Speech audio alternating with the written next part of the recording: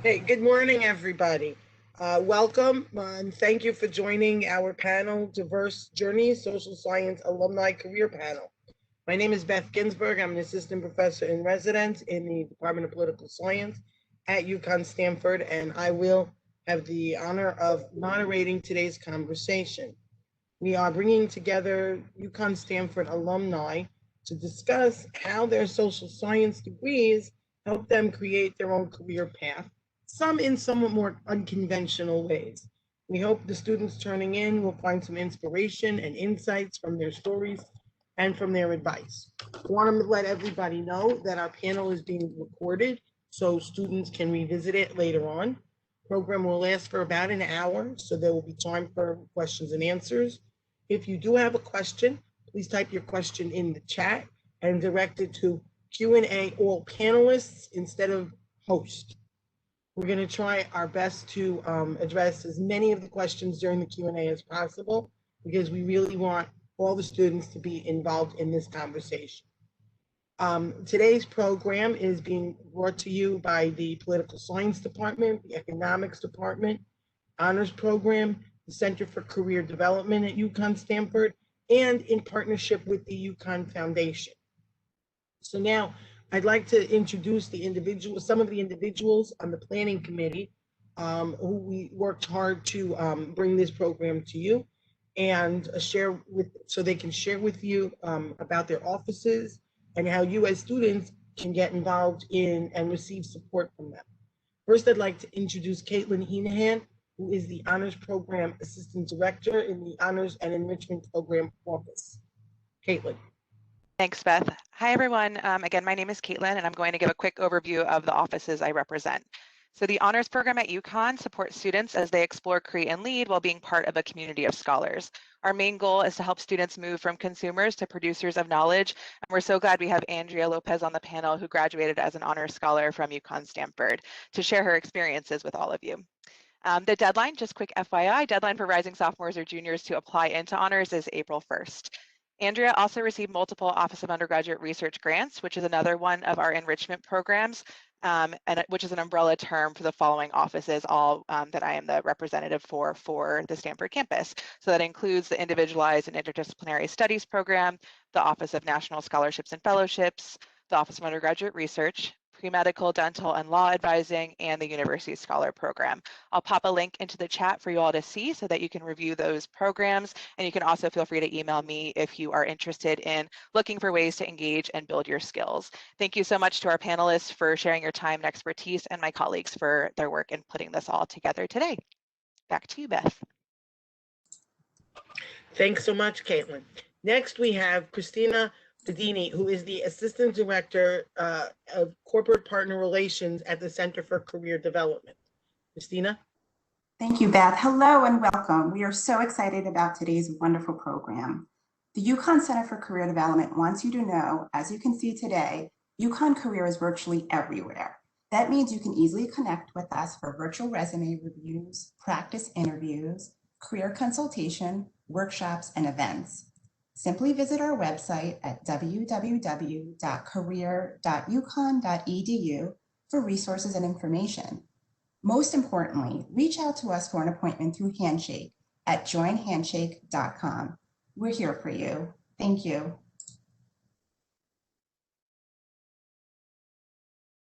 Thank you, Christina. I'm sorry, I keep losing my mouse arrow. That's why I keep pausing there.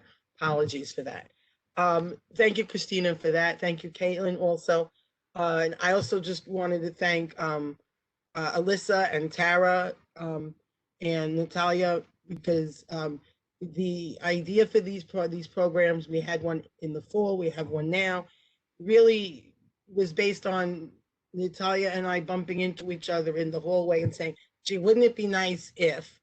And like from a little idea became such a wonderful program. And I am so appreciative of everyone's participation and hard work. Now I'd like to, without further ado, give a brief introduction of our four wonderful panelists. And this list is in absolutely no order whatsoever. First, we have Daniel Caceres, who's a real estate agent at YB Realty. He received his BA in political science from UConn in 2014. Then we have Saif Saeed, an investment banker with associate with Goldman Sachs, who received his BA in economics from UConn in 2016. We also have Destiny Pereira, who is an associate manager at Lockwood, who received her BA in psychology in 2019. And also with us is Andrea Lopez, who's a research assistant at Teachers College of Columbia University. She was an honor scholar at UConn and received her BA in Human Development and Family Studies from UConn in 2014. So we have a couple of questions for all of our panelists. Then we have some questions for some of our panelists. And then I'm going to hand it off to my wonderful friend and colleague, Natalia, who will moderate the Q&A from our students. So the first question for all our panelists is, if you could describe in a minute or two, not very lengthy, your career journey since graduating UConn. How did you get to your current job and your current role right now? So let's start with Andrea, please. Again, thank you so much for the invitation. Like Professor Beth Ginsberg said, I graduated from UConn with a major in Human Development and Family Studies and a minor in Women's Studies back in 2014. After graduating, I then worked at the Stanford Public Education Foundation, also known as STEP. And then I pursued my master's at Harvard, and then that job got me the job at Teachers College. So I have been with Teachers College at Columbia since 2016. Thank you. Okay, Saif, let's move on to you. Can you describe your career journey since graduating? Yeah, so I think one of the hardest parts being, in undergrad is like kind of landing on the job. So, coming out of UConn with a strong GPA in economics and having a really good relationship with my professors, I networked with a lot of people, kind of built out those relationships. And then, I had my own private business where I networked with clients. And so I kind of expressed interest in financial services. And so my junior and senior year, I'd done like a ton of interviews, got offers at a few places. And then Goldman was the one place that I had my eyes on, just because the network is so strong here. And what you can learn here is, there's so much to learn. I've gone from group to group, and every time it's like a new learning experience. So really for me, landing my current role was building that network early, expressing interest and showing kind of that path to whoever you're talking to, so they can see that you're really serious about it.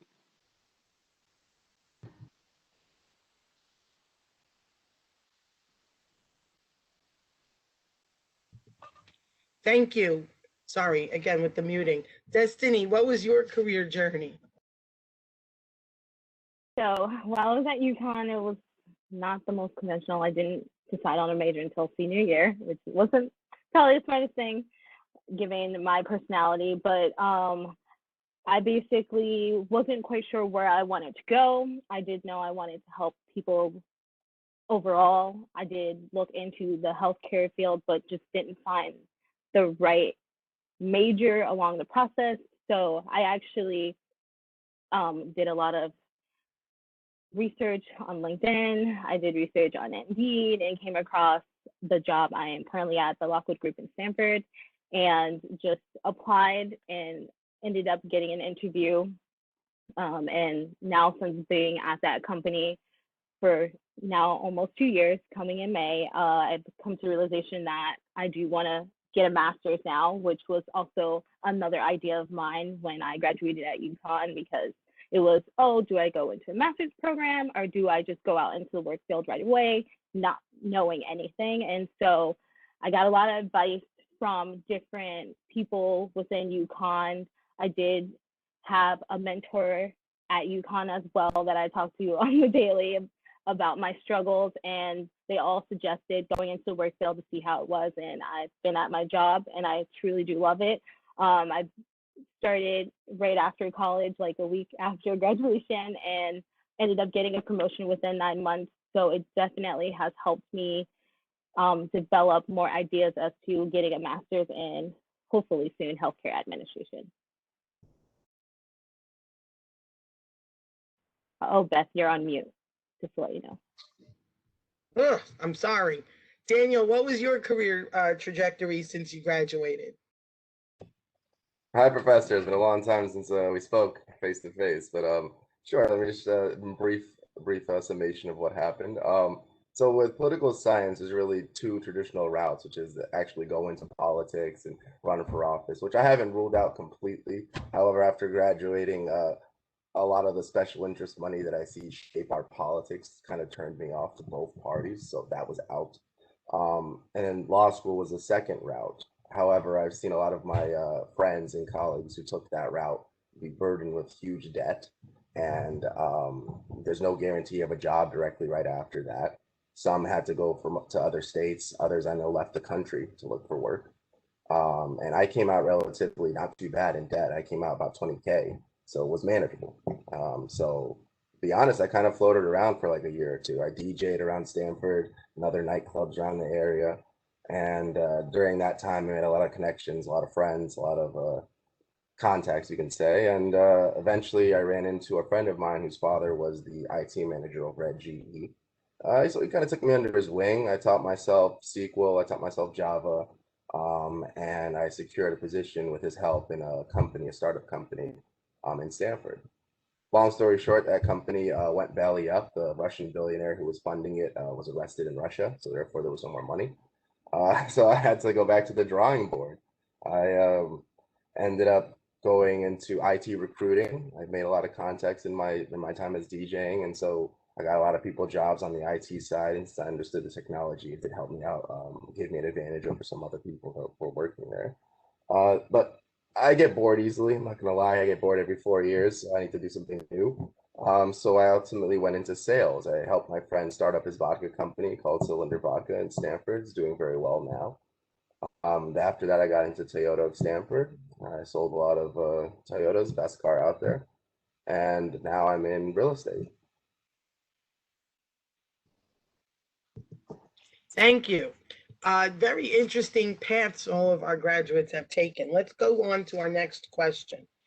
What are more of the specifics of your current role?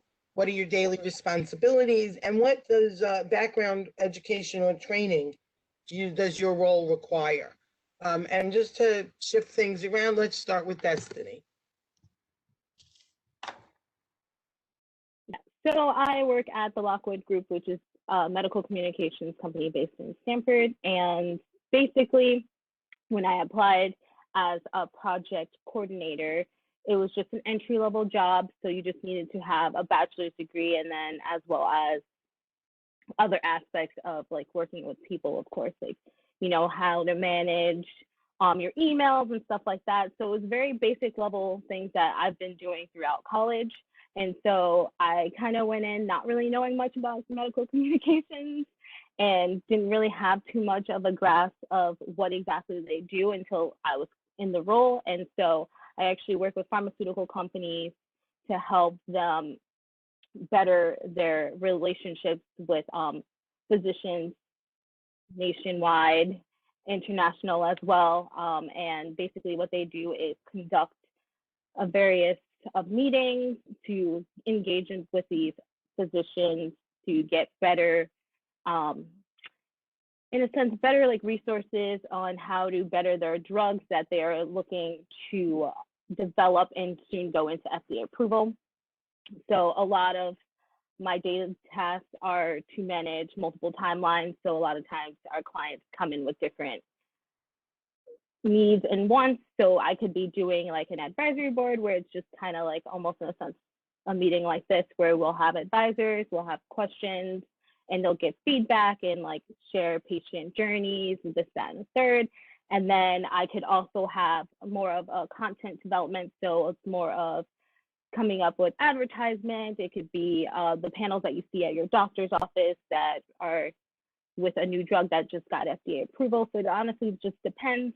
So a lot of the times I am managing the timelines, managing a lot of client meetings. So we do have Zoom calls all day long with our clients, and we are on video, just managing projects, making sure the content is looking good before we share it with our physicians. And so it's a lot. It can get busy. It does have some downtime, but overall, it's quite rewarding to see as your pharmaceutical company develops and goes into the FDA approval, you're a part of the whole process, and then hopefully you'll see that drug on the commercial on your TV at home. So yeah, that's pretty much with my day-to-day tasks in my current role. Okay, I just want to thank you, Destiny. That's very interesting. I want to just also remind our panelists that unfortunately we only have about another 35 minutes. So let's all of us try and keep our answers to our questions brief as possible, because we really do want to allow time for Q&A. So Andrea, let's move to you. About more of some of your daily responsibilities and how your background, helped you prepare for that. Yeah, so I work as a researcher at Teachers College with the School of Education at Columbia, and my role really includes talking to administrators, faculty, and staff at different colleges across the country to help them help students. So I really focus on issues related to advising practices, student support services, and building a caring campus for students. Pre-pandemic, it included a lot of traveling to different colleges, particularly community colleges across the country, and actually talking to different kinds of people. But now it's all via Zoom. It was also a lot of presentations, a lot of meetings with colleges. And I really do believe that my coursework at UConn prepared me for this job, and has prepared me for anything, just because building up on my knowledge of human development, of students, and what are some of their barriers to college, and taking all these classes in sociology and anthropology, really helped me build that content knowledge that I needed to understand the communities that I was working with.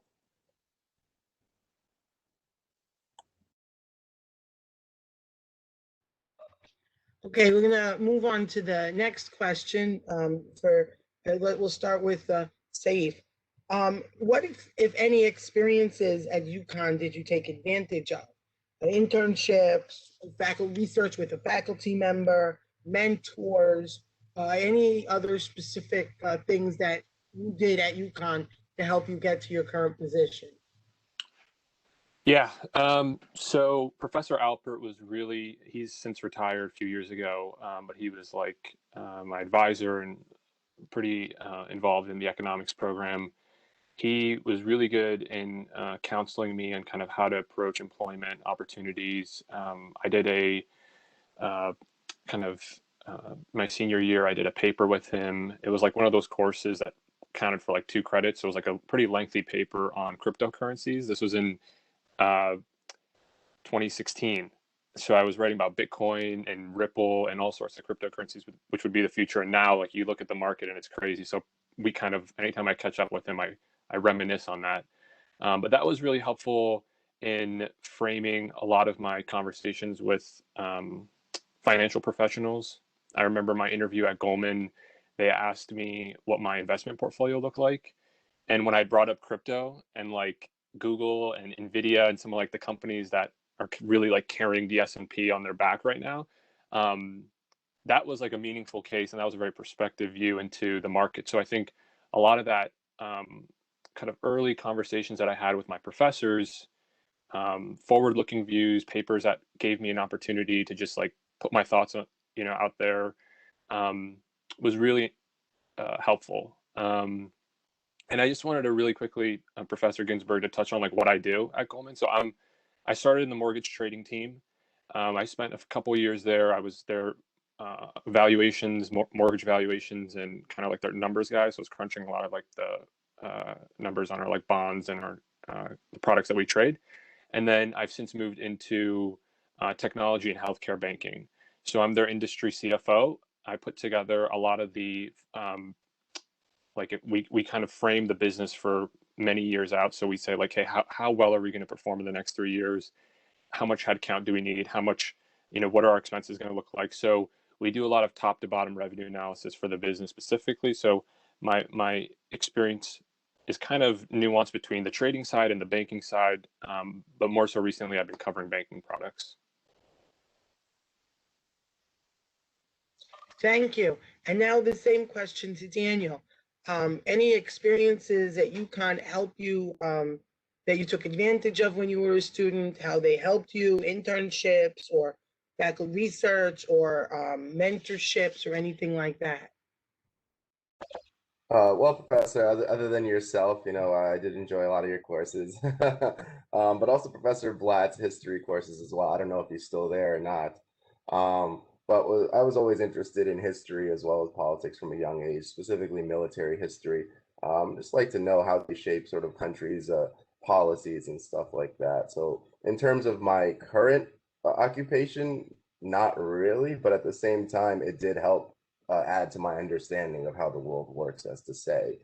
Specifically, I think a book that I can talk about that I think Professor Blatt sort of either recommended to me was called War is a Racket by Marine General Smedley Butler, who won the Medal of Honor twice in World War One. And in there, he pretty much just outlines how he never really defended American democracy. He went to Central and South America and sort of set up these banana republics for Wall Street and for the benefit of other corporations. Good man, but good book, and definitely helped add to my repertoire of how politics and how the world works today. Okay, thank you. So this next question is for Destiny and Andrea. And we were wondering how the skills you've developed during college supported your work or played a role in your career thus far. So we'll start with Andrea. I really feel that my time at UConn really helped me build the research and analytical skills that I still use today. It also gave me wonderful mentors. I still keep in touch with a lot of my professors at UConn. Professor Dr. Chase Medea from HDFS, she really took me under her wing during my time at UConn, and I worked with her closely on several research projects, and it was that experience that really helped me become a competitive candidate for graduate programs. I also really want to give a shout out to Dr. Laura Bunyan from sociology and Dr. Lana Miller Smith from HDFS. No longer there, but it was really their guidance during my time at UConn and afterwards that I think has been so critical to my success.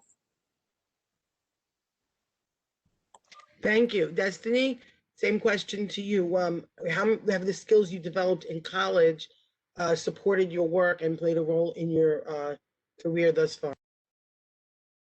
So definitely a lot of the psychology courses that I took to basically understand how people function and work definitely has played a role into my role currently, because I do a lot of development of content and finding the best ways to get answers out of doctors. So it definitely helps in that sense. And then also having the relationships with professors, as well as Andrea said, just having that one-on-one and getting feedback, because when you go into a new role, you will get feedback. It may not always be positive, it may just be negative, but taking that feedback into consideration and also using it to level yourself up is a big thing. And I definitely learned that within UConn and having all the relationships with professors as well as mentors.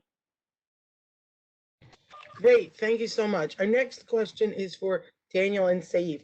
What recommendations do you have for students who are looking to follow a path similar to yours? So we'll start with Daniel. Sure. Well, my path was a bit unconventional, as you can see. I would just say sales is a good business. You can make a lot of money in sales if you know what you're doing, you know the proper tonality, it's a people's business. If you're a people's person, 100% I would say go for it.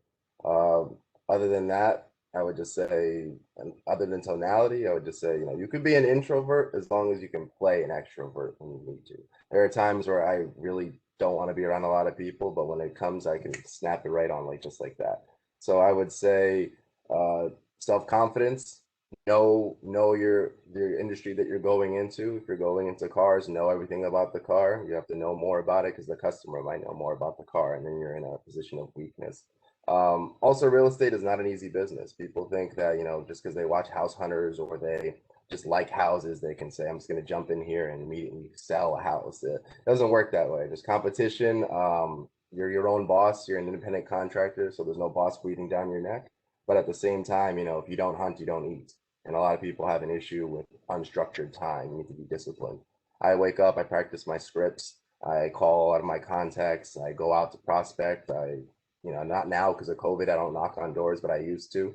But also I go to construction sites. I say, hey, the owner of this place, I give them my card. If they're looking to sell, let me know.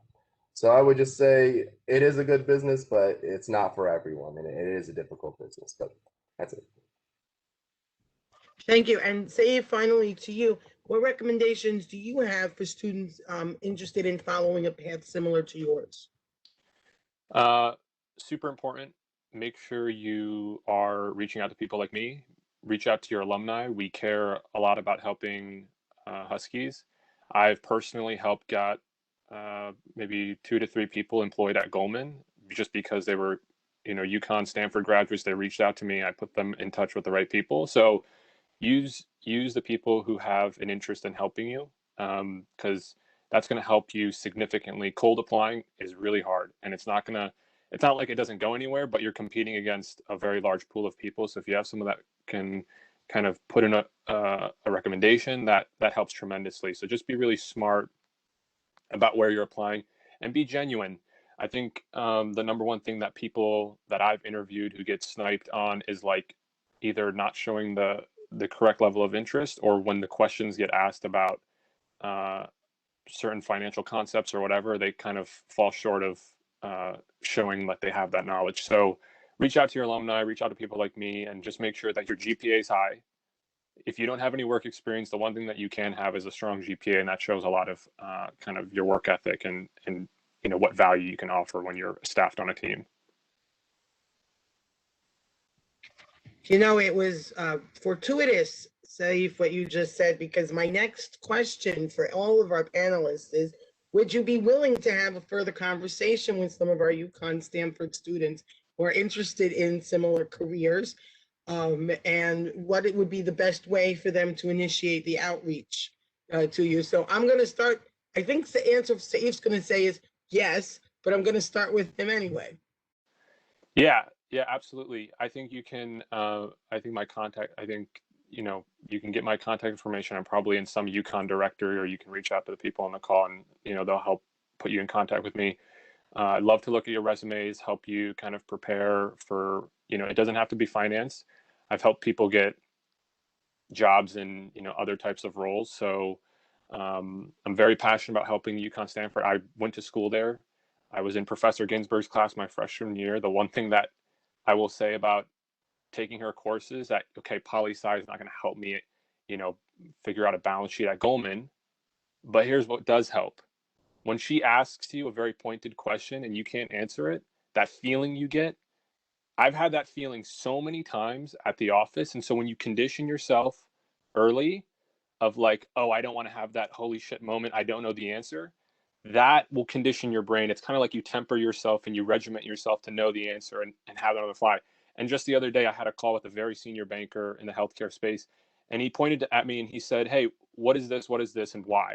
And so being on your feet, school will help you there. I mean, it may not seem like it right now, but it'll help you have that articulate nature.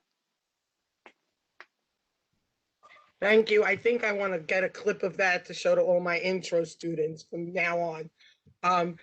Andrea, what about you? Would you be willing to have a further conversation with some of our students? And what would be the best way to for them to initiate that? Yeah, so absolutely, I'm more than happy to help UConn Stamford students. You can find me on LinkedIn. I think you can probably get my email from UConn. But just to kind of mirror what Saif said, I'm happy to kind of help any of you as you're exploring careers, particularly in education or in the nonprofit world. If you need any resumes reviews, or just to talk about next steps after graduation, I'm here to help. Thank you. Daniel, the same question to you. Would you be willing to have a further conversation with some of our students, and what would be the best way to for them to initiate that? Sure, I'm always open to speak to UConn students. Just shoot me an email. You know, my number is also attached to there to my my real estate brokerage, so no problem. Thank you. And Destiny, same question to you. Are you available, and would you be willing to speak to some of our students? Of course, any way that I can help. I've been through the struggle. I understand it. So any way that I can connect you to someone, if I don't have the answer, I will sure enough help in some way. But you can, Thank you. of course, find me on LinkedIn as well. Thank you, everyone. I am now passing the virtual microphone over to my very dear colleague, Professor Natalia Smirnova from the Economics Department, who's going to facilitate now more of the Q&A part of our panel. Thank you all, and I'm looking forward to hearing more of your answers. All right. Thank you very much, Beth. So we are opening up for students Q&A. Students, please put your questions, if you have them, in the chat or Q&A, and I will open them up and see. All right, so I have first question here is that we have COVID situation now, and so which affects obviously our work environment and also economic and political environment and environmental things in the country and in the world. So how that COVID situation affected your profession or your position in your, you know, in your workplace? Anyone? So you can guys see who would like to answer. Yeah, I can actually answer that. So my company was actually already remote, so our transition was pretty easy. A lot of companies have now transitioned into being fully remote, so I was quite aware of people I've been working with already working from home, so I was just able to no longer have to go through that, and then it's just less meetings face to face. But my company gives review sessions, they do trainings live, they try to make it very like interactive. So you'll still have that type of interaction. It just may not be face to face, but they're always open to feedback as well. Mm-hmm. Anyone else from the panelists? Saeed? Sure. Yeah, I could real quick go. So I worked I'm in the New York City office. I'm in Financial District, so right across from the World Trade Center. When March 2020, when things were getting like really crazy, especially New York City, we're taking the subways, we're like all over the place. So they brought us completely remote. We were supposed to do like a rotational, like we come in for a week, come out, but like that fell apart pretty quickly. So for at least the next few months or so, I think until like vaccines and everything become available for everyone, I think we're going to be working from home. I think the hardest part has been like you're taking direction and you're doing all your meetings virtually versus, you know, before you'd have that hands-on learning literally with people. So it hasn't really hindered the work experience. I think if anything, we've become more productive because we're inside working all day. But I think, you know, around the corner, hopefully things get better and we'll be back in office. Daniel? Yeah, it actually had a really positive effect on real estate, especially Connecticut real estate. A lot of New Yorkers found that it wasn't advantageous to live in a bustling metropolis during the virus. So they've been flocking to Connecticut, which has given the market a huge boost. Downside is it is a seller's market now in Connecticut. So people trying to go buy their first home from the area, want to stay in the area, prices are inflated. But it's been positive. So I would just say also that office life, you're not required to come into the office as a real estate agent. And to be honest, technology has been pushing us more towards being on Zoom calls anyway. We also have new technology for 3D house tours that my brokerage has been working on for many years. So that does two things. It eliminates sort of the buyers who aren't serious that can just do a 3D tour, and also the buyers that do show up to the house. It sort of doubles the effect that they're most likely going to buy if they're willing to sort of risk the pandemic, but also are, you know, because they took the 3D tour, they want to see more. So it's been beneficial. Okay, cool. So Andrea, I'm going to talk to you with this another question. Why did you decide to take a job with this particular company, organization? Go ahead. Yeah, so it was really so I went to graduate school to become a better researcher, and so I applied to research positions. And I knew I wanted to work at a university so that I could continue taking classes as an employee and keep learning. And I was really attracted to these positions because it allowed me to continue building on the skills I had learned at UConn as well as in graduate school. So pre-pandemic times, I really had the opportunity to travel and conduct focus groups with students and staff and faculty as well as interviews. But it's giving me the opportunity really to grow as a researcher. I've also had to present, the opportunity to present at different conferences and share my research with others. And I think it's really the PD, the professional development opportunities at the university that I've had that would not have had anywhere else that really attracted me to take the job. All right, thank you. So another question here from a student. As an undergrad, how do you propose we reach out to get internships? Like, how do we reach out? What would be the route? Maybe, I don't know, Saif, want to take that? Yeah, it's a great question. It is hard. It is hard. I will say Goldman has a very robust internship program. And so I think being front-footed, especially since I think you know feel like since you're in UConn Stamford, you feel a little bit siloed from Stores, which has a lot more of like the conventional recruiting people going there. You can meet with the recruiters and everything. That puts you in a slightly precarious position because you have to do a little bit more work on your own. But really, it's starting early, and it's being persistent. And you know, if you want to see yourself at a certain company or you want to see yourself in a certain sector, you know, it's the same reason why you can't study for an exam the day before. It's going to be rushed and it's not going to look like you put in the effort. So start early and make sure you reach out. You know, you have to kind of put your name out there and you have to put the best resume forward. Mm-hmm. Okay. Another question. Thank you very much. I'm just going to jump around with a lot of questions coming in. Is there something academically you would have done differently? Taken another different course, summer job, internship, different minor, anything you're thinking could like be different for you when you were a student to help you with your career progression? Anyone? Destiny, Andrea, Daniel, anyone? I guess I would say more classes that were outside of my major. A lot of times people are so honed in on, okay, I got to get this major, I got to go into a job, and like you have blinders on.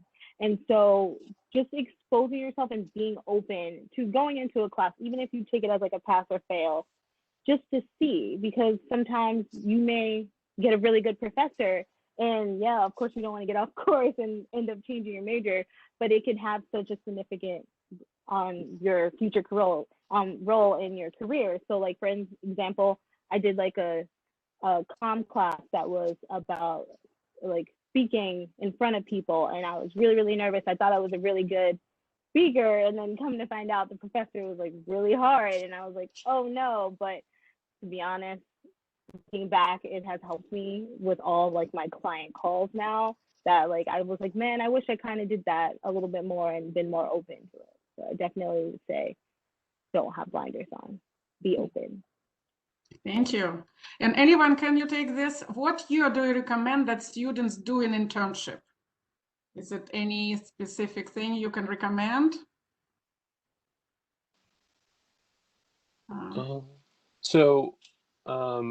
Like I'm going to perceive that as like what is actually like what the internship entails. I'll say at least that's how I'm perceiving the question. At least at Goldman, the internship program is listen and talk less. That's a big thing. The more you listen and absorb, the better. I've seen interns kind of talk themselves into a hole, whether it be talking about a certain concept or asking a line of questions that they fully didn't see through. So I think there's a lot of anxiety, or there's a lot of uncertainty that comes with, what am I actually going to do in my internship? And so a lot of times it's going to be, we're going to assign you a task and you're going to do that for 3 months, and we're going to see how well you do between the beginning to the end. And so don't feel nervous or whatever about the work or whatever. We're going to teach you. You're going to learn whatever company you go to. If it's a good one, they're going to teach you how to do things. And I want to answer the question just quickly before. In terms of classes, there was a class that I took. I can't remember the professor's name, but it was about like Excel, Tableau, a lot of like the tools you'll use in the workplace. For me, I didn't have any Excel background. So when I first joined Goldman, I was like, I had to learn all of that, within 2 weeks. And they gave us training, but if you can, if you're trying to go on the finance field or any sort of analytics business, like Excel is going to be huge, and PowerPoint, and knowing those really well, and not superficially. Like tabbing around is one thing, but knowing how to do the formulas, that's really that's important. And I'd be happy to do like a crash course. Like if you guys want to talk to me separately, I can do some of that stuff with you guys. Right. I also see some of the questions in the chat. I think a lot of questions coming to you, Saif, from business students or economic students, my students. So I will just connect with you later. I don't want to jeopardize. Okay. Yep. Okay. So I have another question here. What advice or personal experience can you give, or what you have, about taking risks after graduation and in finding work? So let's talk to Daniel, and then Andrea, Destiny. It's a good question. Great question. Advice or personal experience about taking risks? Sure. I mean, risks. I mean, I took them. Like I said, I floated around for a couple of years. I got into DJing. I met a lot of contacts in that time. So as long as you're networking while you're taking those risks, depending on what you mean by risk, it shaped me. It gave me a pathway at least. When I went to that part of my life, I at least had, I know this guy because I met him here. And, I know he works in IT, and I know he works. So as long as you're networking while you're taking those risks, but obviously try to minimize them, especially if they're costing you money. DJing is a hobby, but it's a hobby that I also paid. I didn't involve myself in anything that took money out of my pocket in that sense. So I know it might feel like you're a bit unsure of what you want to do and you're sort of drifting. Just don't be too hard on yourself. As long as you sort of stick to a certain principle and you stick to a certain not routine, but a certain belief and idea that you have that you want to pursue, and you implement steps into going in that direction, don't be too hard on yourself, I would just say. Mm-hmm. Okay, Andrea? I would also ask that and say that the first job out of college is not your last job. You're going to have multiple jobs. So I know that there's we've all been in your shoes, and there's a lot of pressure to kind of get it right. But sometimes you won't, and it's a lot of trial and error and just trying what you like and what you don't like. And I think this is also an area where you can go back to your mentors, go back to your professors, ask them, hey, there's this job here, what do you think? And also go back to the Career Center, say, help you prepare your resume, help you with your interview prep and cover letters and all that. So don't always be afraid to ask for help. Mm-hmm. Okay, Destiny? I say the biggest advice I can give is don't write something off because of one negative experience that happens. You really want to go into that first job, especially out of college, like a sponge. You want to soak up all the information, all the resources that are available, because a lot of the times, say for example, if it doesn't work out and you've been there for 3 months and you're like, this is really not for me, and you've already gained a relationship with someone else, they may know someone else. A lot of the times networking is the new wave now. It's not, I have to have the best resume. You have to have the best resume and know the right people. So definitely continue with your networking and be open to learning anything. All right. Okay. So thank you very much. So I guess there are many questions to Saif. So I'm going to summarize them. So first is, for example, what's the best thing I can do to enter the finance market besides my major, right? It's very competitive to land an internship and I'm struggling. And then more about majoring data analytics, and what about is it you can see the growth in the field of finance in data analytics. So I guess summarize what people can do to enter finance field. Yeah. Number one thing is, I kind of, like I said earlier, starting early, leaning on your alumni. There's a few people that I know that are UConn grads. I'm probably one of, so in the investment banking franchise at Goldman, there are 2 people from UConn, myself and another guy. That's it. So he went to Columbia and got his MBA, and I just am an undergrad. So just a quick short story. I got into Goldman through, I had my own private IT business when I was at UConn. And so that helped me work with a lot of hedge funds and people who worked in banks. And so I was able to do it that route. So UConn actually didn't really have any recruiting presence, or I didn't meet with anybody at UConn. It was really on my own. And I think a lot of you who feel anxious about that, you're not wrong for feeling anxious, but you should also look for people like myself. Use LinkedIn. I've had so many UConn kids kind of reach out to me through LinkedIn. So that's going to be key. That's going to help you a lot. And if I can't help you at Goldman, I've helped people get to other banks. And I know some UConn grads at other banks that would be more than happy to at least talk to you and give you that insight. And then in terms of the data analytics and having that skill set, that is huge because it will show some level of competency, being able to do the financial modeling, being able to look at a data set and draw conclusions.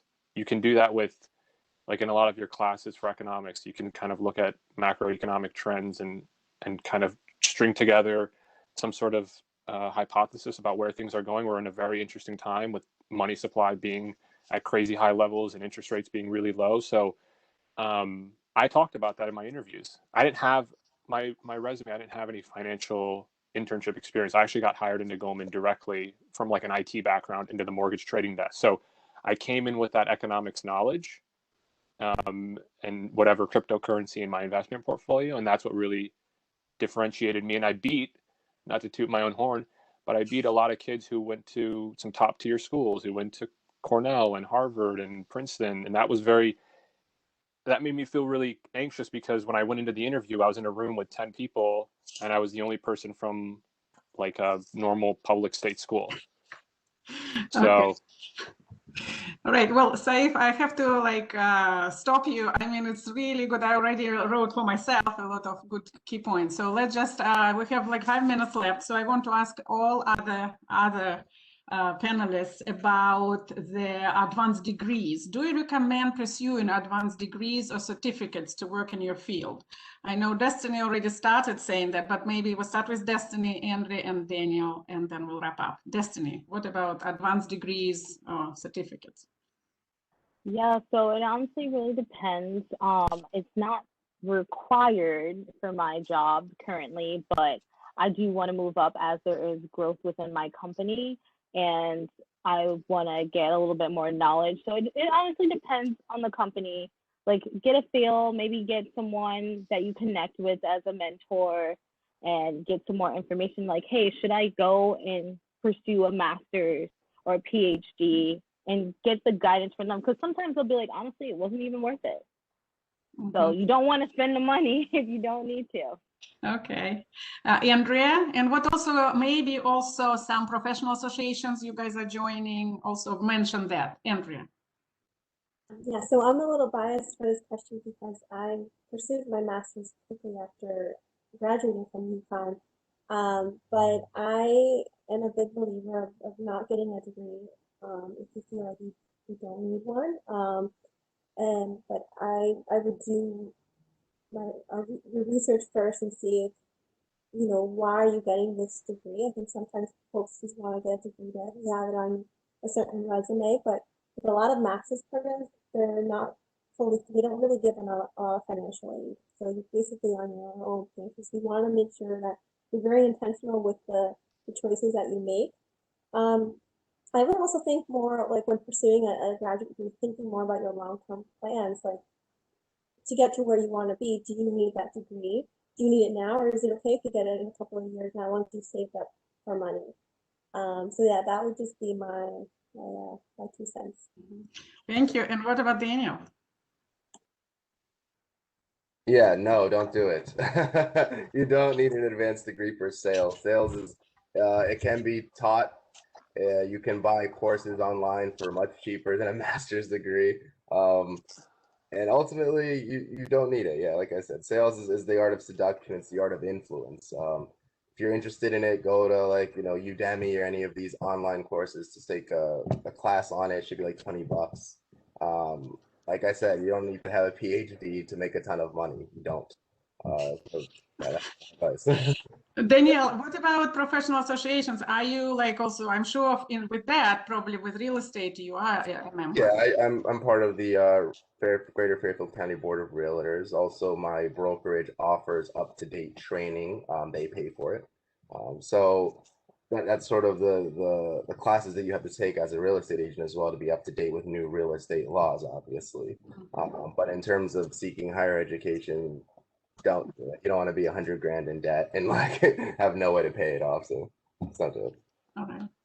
Well, thank you very much. So all of you gave us plenty of food for thought. So I want to also summarize here for the students. So we learned that building your network is very important and building your network early. Also reaching out to our alumni, and I'm going to plug for UConn now has a good mentorship platform. New Career Services, they created new mentorship platform. So you can use that to link to our UConn alumni. It's like LinkedIn, but only for UConn alumni, very helpful. Also, I heard here you guys said that use the career events. I know Saif was saying that it was not, Goldman Sachs didn't come, blah, blah, blah. But there are many companies now, and UConn is expanding this opportunity on Handshake. There are many companies who do come to UConn, Stamford in particular. So please use that. And then keep GPA high and be genuine in your presentation and in your pursuits of your career opportunities. So with that, we have just 1 minute to thank all of our participants for their time, and thank everyone who made this event possible, which is the Department of Political Science, Department of Economics, Center for Career Development, Honors Program, and UConn Foundation. So thank you very much. The event is now closed.